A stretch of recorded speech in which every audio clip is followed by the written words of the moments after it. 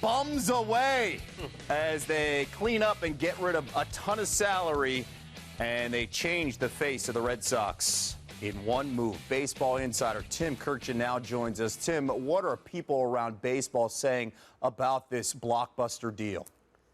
Kevin, I spoke to two general managers today who both used the word stunned that this deal could be pulled off. I spoke to two other general managers yesterday who, when I presented these names, I was told there is no chance in the world that the Dodgers are going to take on the money of Beckett and of Crawford in order just to get Adrian Gonzalez. I was assured this deal cannot happen, and then it did happen less than 24 hours later.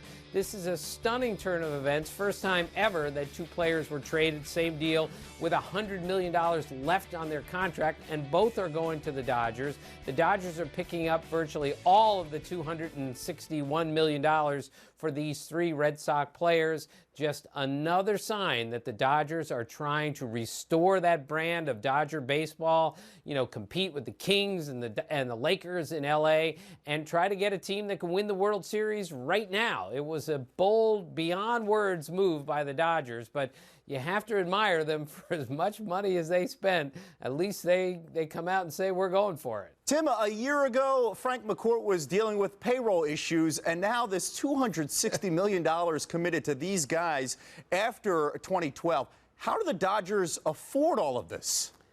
Well, we'll see if they can long-term, Kevin, but, you know, when the club is bought for $2 billion in excess of that, you know the people who bought the club have money, and you knew immediately when Magic Johnson was put on that team that they are in this to win in any way possible.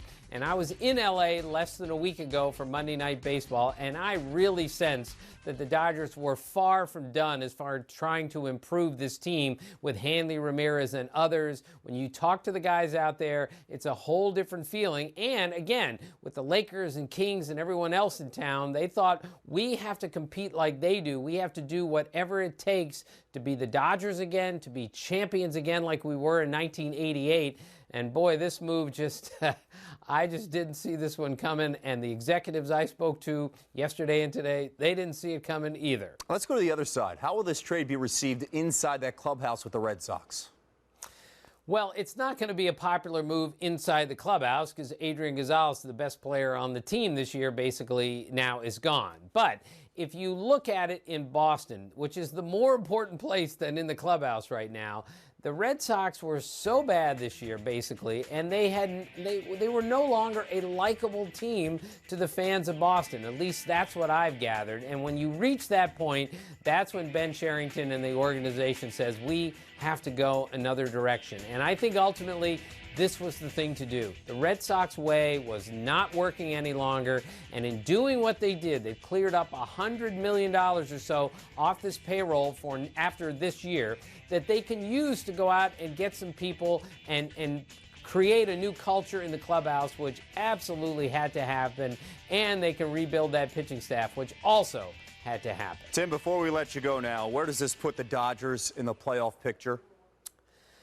Well, I think they're the team to beat, certainly in the National League West, although anyone who counts out the Giants is making a big mistake here. But look at the middle of their order now with Kemp, Ethier, Gonzalez, and Hanley Ramirez, who has a different swing and a different attitude than the guy in Florida. They are loaded offensively, especially in the middle of the order.